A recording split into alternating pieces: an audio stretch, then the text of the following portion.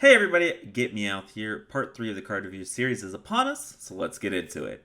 First up, we have Hack the System, the Warrior Quest. So after you attack 5 times with your hero, your reward is Honorafet's Core. I hope I'm not butchering that. But basically, the reward is 2 mana summon a 4/3 Golem.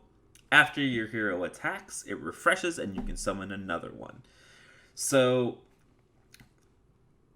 instinctively, I think this is really good. 2 mana for a 4/3, potentially multiple 4/3s.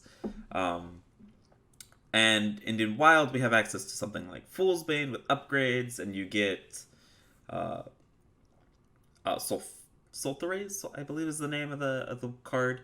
Overkill, get to attack again. The reward's pretty damn good. My question is, what kind of deck is this going in? I'm thinking it's some sort of tempo warrior deck, right? They can take advantage of the 4/3s, and the tempo warrior decks are kind of the ones that want to be running stuff like Fool's Bane and Sulteraze. The problem with tempo decks is they generally want to be playing things on one, and so my instinct is, well, if you are whiffing on the N'Zoth's First Mate on turn 1, this is not that bad of a play, right? And Warrior, you've got N'Zoth's First Mate, you've got Deathspite, you've got Fool's Bane, you got Sulteraze, you got plenty of options to fill this niche. And whether you're running dragons or you're just running pure tempo or you're running like some sort of hybrid in between, I think this is pretty decent. Meh. And this probably goes in your tempo warrior decks. Next up, we have Plague of Flames. So this is a 1 mana warlock spell. Destroy all of your minions for each one that you've destroyed. Destroy a random enemy minion. So instinctively, Darkest Hour Warlock wants to run this because it allows you to have some sort of interactivity with your opponent's board. So yeah, I think this goes in Darkest Hour, especially because you're running all the imp generators. I also think that this card can actually see a lot of play in something like Keyblock, which I'm really excited to play with. So basically, you'll have a Void Caller or you'll have a Cube on the board. You can play the 1 mana spell, potentially destroy your opponent's threat if you're playing an aggro deck, or kill an opponent threat so that you can push face with the thing that comes out of the Void Caller. So I think this card actually has a pretty high amount of synergy. I think it's pretty damn good. Um, you have to figure out the right decks to put this in, but I think stuff like Darkest Hour and Q-Block are going to be one of those cards, right? So I'm excited about this. Next up, we have Overflow. So this is a basically the new Ultimate Infestation for Druid and Standard, and it might be better than Ultimate Infestation in Wild. And so let me kind of explain this a little bit. So this is a 7 mana Druid spell.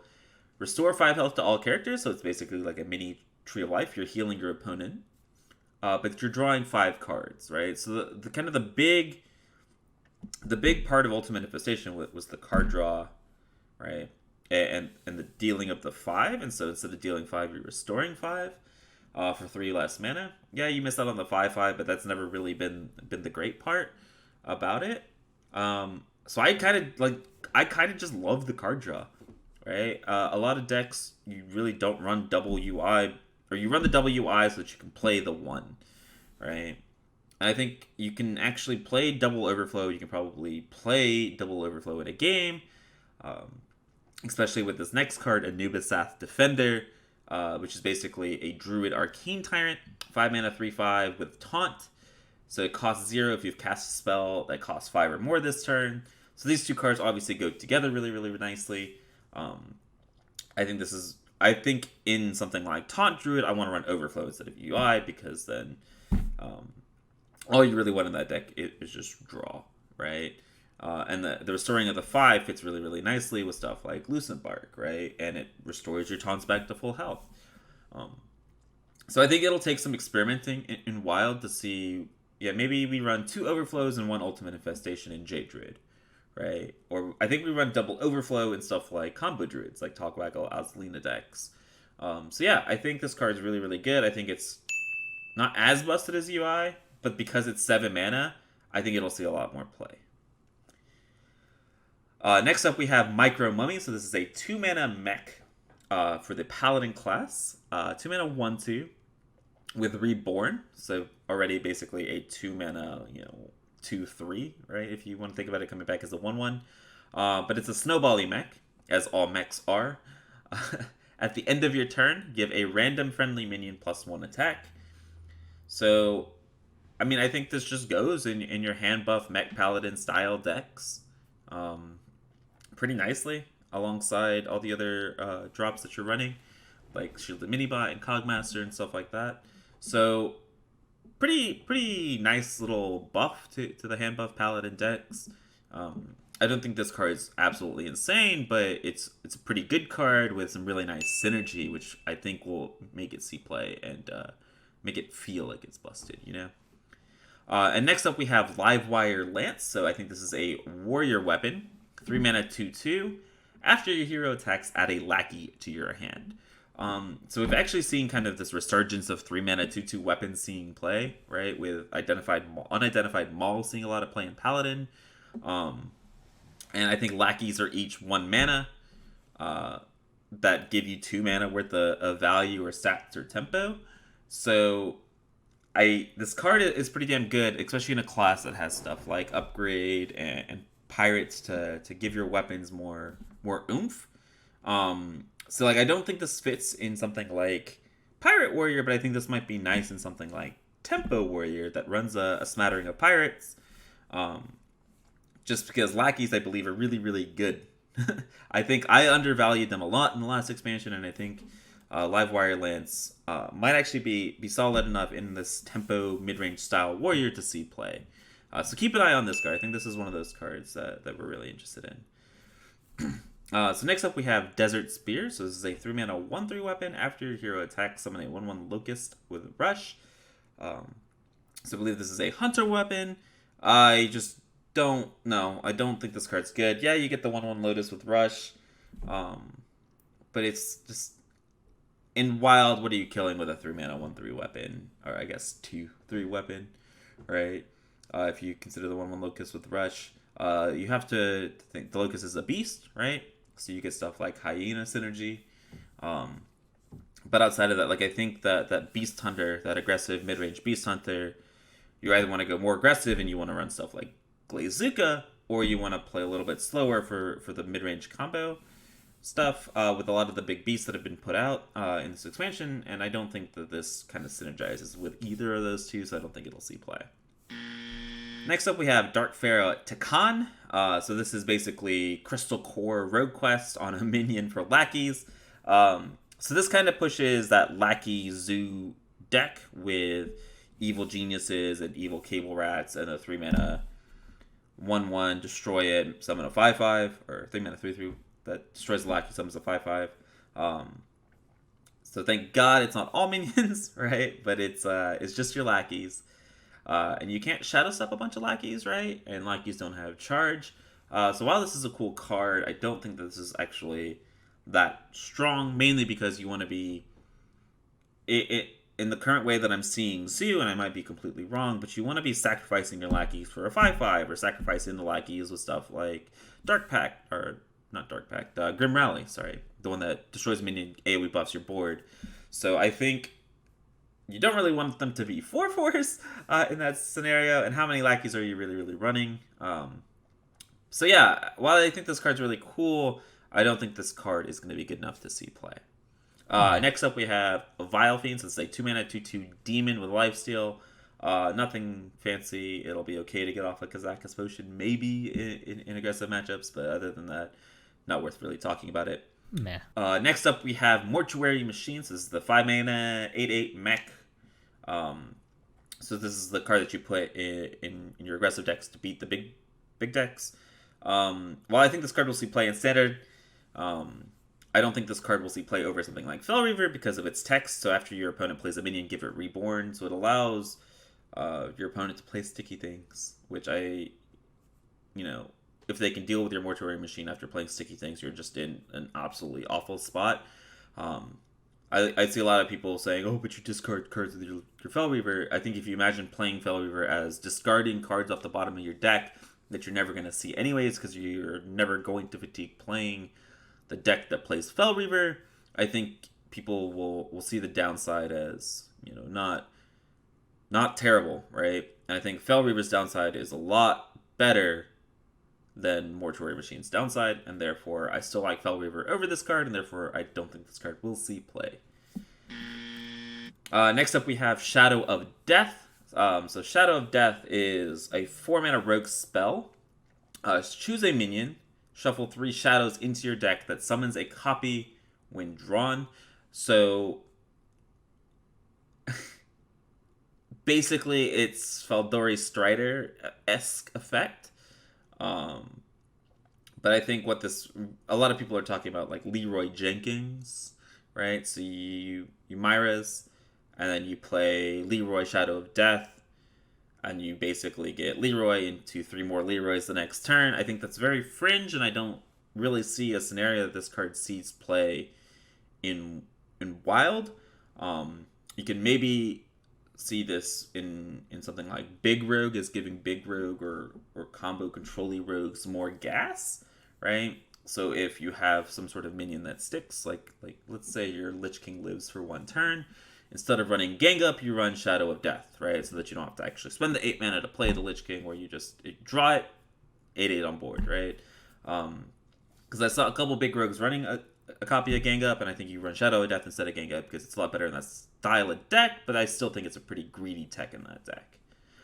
So yeah, I think it might see play in those style of decks, but outside of that, I'm not really feeling the cute combos with stuff like Leroy.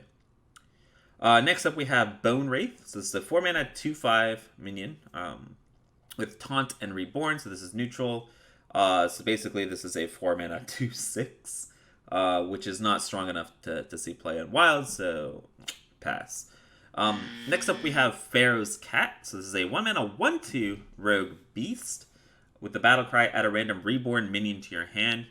So I actually think this card's pretty damn strong.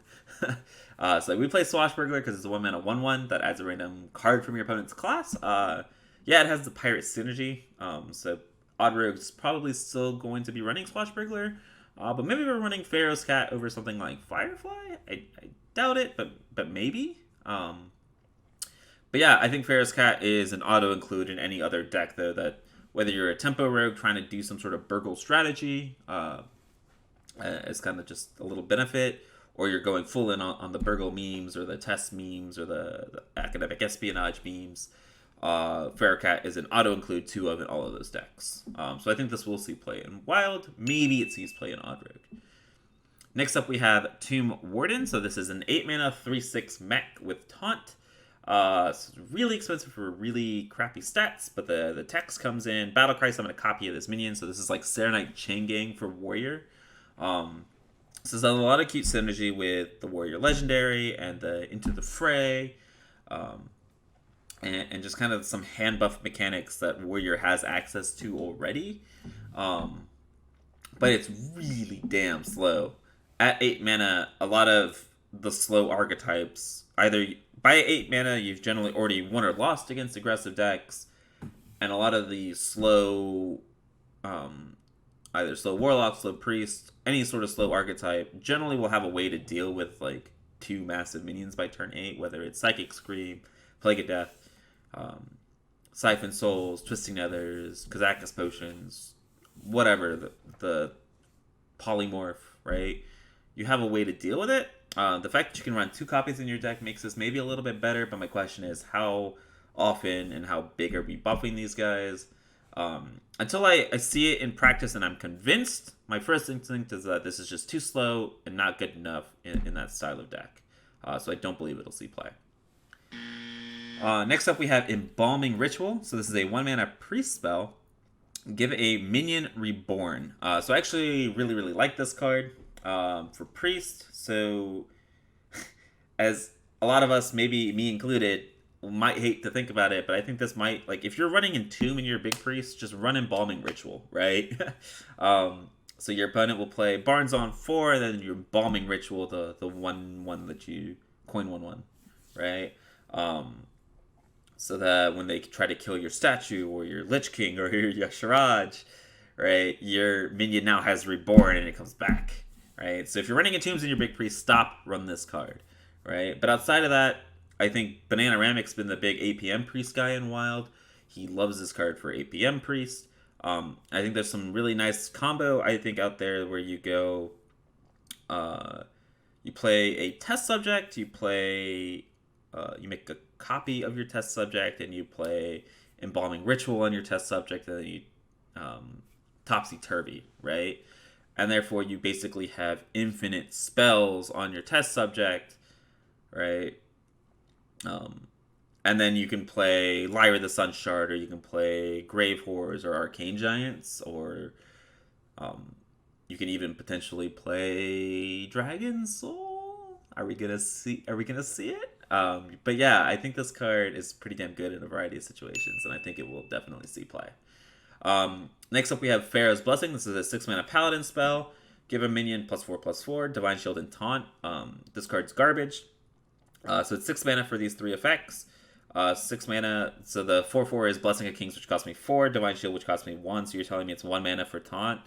Generally, when you combine all these effects, it's supposed to make it cheaper than the individual parts summed together. So I don't see why we're running this card, especially when you can just run like Spike Ridge Steed, right? Which I believe is just better than this card. So this card won't see play. Speaking of won't see play, Conjured Mirage is a 4-mana 3/10 taunt. At the start of your turn, shuffle this minion into your deck.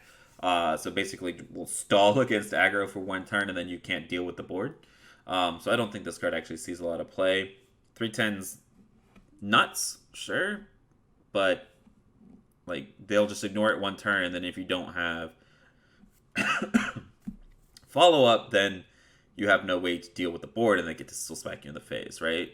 Normally, when you play taunts, right, they trade into the taunts, or you bait out the silence, which weakens their board, and then you can AoE it down, right? Here, they just ignore it, and they get to hit your face. So, I'm not a big fan of this card. I don't think this will see play. But I am a fan of this next card, which is Flame Ward. So this is the mage secret for the expansion. After a minion attacks your hero, deal 3 damage to all enemy minions. So this is like explosive trap for mage, but it doesn't hit the opponent's face. It'd be pretty busted if it did. But you know, secret mage struggles with boards, right? This kind of helps with that, right? It'll be really good against Murloc Shaman. It'll be really good against Odd Paladin. Probably pretty good against Oddrig as well. So I really, really like this secret. I think you stick 2 Flame Wards, 2 Explosive Runes, 2 Counter Spells as like 6 out of your 8 secrets, and then you can put in like Ice Blocks or Potion of Polymorphs to flesh out the rest of that secret shell in Secret Mage. But I do really, really like this card, and I think it will see play. I don't think this card's busted, right? Because against slow control decks, this card doesn't really do a whole lot of anything. But I think that's fine because then it allows you to have Valet active and what was the card? Cloud Prince, I think is the 5-mana 4/4 Fireball. Allows those to be active as well. So I don't think it's the end of the world against slow decks. Next up, we have Siamat. So this is a neutral legendary card. 7-mana 6/6 Elemental. Battlecry, gain 2 of Rush, Taunt, Divine Shield, or Wind Fury, your choice. So it's basically you get to discover your options. I think this card's just, like, it's nothing super fancy, but I think this card's just pretty powerful, right? Especially if you can stick it with the Shaman Quest Reward, or Bran, or Murmuring Elemental, right? If you're playing some sort of Elemental Shaman deck. Works really nicely with stuff like Shudderwalk. It's just a really nice, solid stall card. I think this will see play in stuff like Mage and Shaman.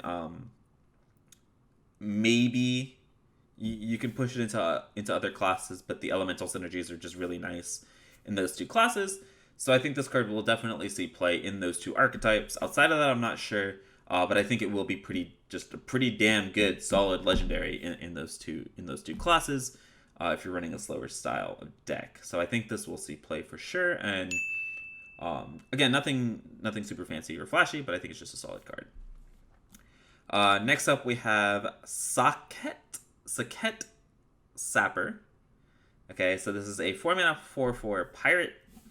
So just decent stats. Death Rattle, add a random enemy, or return a random enemy minion to your opponent's hand. So basically, it's sap on a stick with a pirate tag.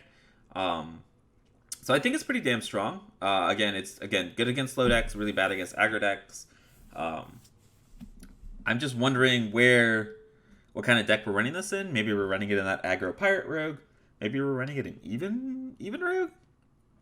But yeah, like it's just, I guess even rogue now has raiding party at 4 and some pretty decent 4-cost pirates. So maybe that's a thing. I just like it's a solid statted minion. And it's got the pirate tag, which is always super relevant. I don't think that it'll be like busted or archetype defining, but I think it's just another one of those solid cards that can see play, either in tempo rogue or that even rogue maybe potentially. Next up we have King Ferocis. So this is a 10 mana 5/5. Okay, but the battle cry is pretty damn sick. For each spell in your hand, summon a random minion of the same cost. So I think this card's really cool for stuff like big spell Reno Mage. So it does basically what Dragon Caller Alana wants to do, right? And you're holding the big spells in your hand. Maybe Priest with like the new 9 mana legendary. 9 mana legendary. The new 9 mana AoE spell, Plague of Death, basically should be a legendary. And Psychic Screams, right? And the 6 AoE, 6 damage, 6 mana AoEs. Goodness, sorry. So basically, this is like a neutral Dragon Caller Alana for the big spell control archetype decks. I do love me playing some Reno Mage and some big spell mage, so I can definitely see this card slotting into those two archetypes. And I can definitely see myself playing this card. Again, it's not something super busted in Wild, but it's something that I think is cool and might see play. Yeah, so we're moving into the last 5 cards. We've got Kartut Defender, 6 mana 3/4 with Taunt Reborn. Death Battle, restore 3 health to your hero. So this is basically 6 mana 3/5 Taunt, restore 6 health. This doesn't outclass Belcher or Applebomb, so I don't ever see how this sees play. Next up, we have Wretched Reclaimer. So this is a 3 mana 3/3 Priest card. With the battle cry, destroy a friendly minion, then return it to life with full health. So this has really awesome synergy with your Reborn minions, right? So if I do this on the first half of a Reborn minion, I get the minion that still has the Reborn keyword on it, as well as the minion that with the 1 health, right? If you use this on a Reborn minion, right, so one that has the 1 health and no text, it will come back with the Reborn keyword, which is insane, right? Insane value.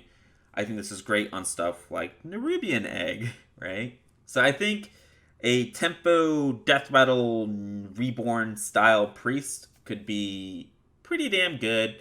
I was so sad when they nerfed Rex Experimenter because that meant Egg Priest got nerfed, but I think this card is pretty solid in that deck. And it's got crazy synergy, especially with a lot of the other cards that have been revealed this expansion, so I definitely want to mess with this. This is one that is either going to be pretty good, right, or it's going to be garbage. And I'm really hoping it's going to be pretty good. It all depends on how this Egg Priest or Tempo Minion early game Priest turns out to be. And it looks like they've gotten a lot of synergy this expansion, as well as some pretty cool cards available to us in Wild. So I'm excited for this card, but I'm hesitant to say that it's going to be busted, but I'm really excited for this one. Last 3 cards, we got Wrapped Golem. 7 mana 7/5 with Reborn. At the end of your turn, summon a 1/1 Scarab with Taunt. So this is basically like the 7 mana Warrior card that was basically the same thing. It was a 7 mana 7/7 with the same text.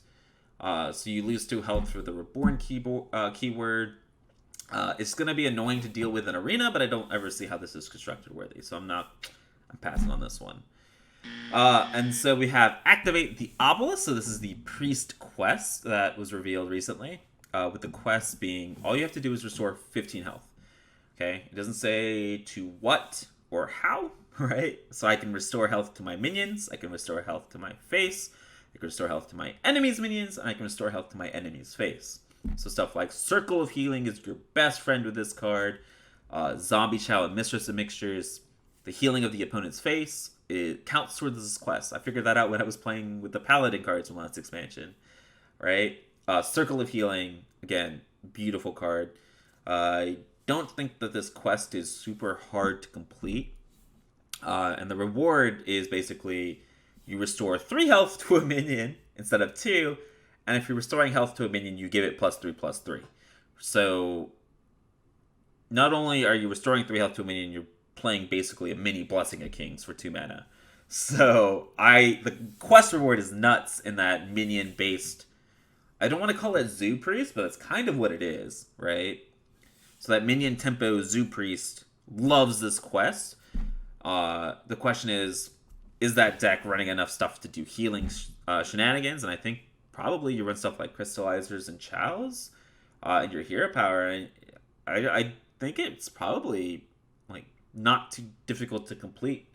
And so I'm excited for this card. I think this card has a lot of potential synergy in Wild that's unexplored, because just running stuff like Egg Priest and Inner Fire Priest with extra arms, you have so much early game that you can mess with, and then this card fits beautifully in that deck. So I'm excited to mess with this card a lot, and I think this card's one of the best.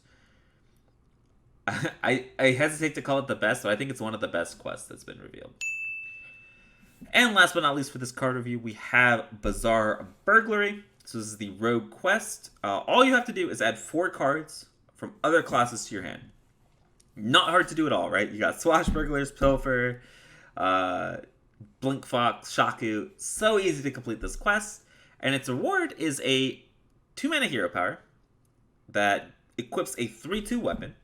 Okay, so basically Fiery War Axe, repeatable, that makes you immune when you attack. So this addresses Burgle Rogue's big weakness, where I lose tempo to gain all this value of extra cards for my opponents, and then it's really hard for me to come back because Rogue doesn't have AoE or life gain, and this card makes it so that you can help control the board early in the game without losing a lot of life.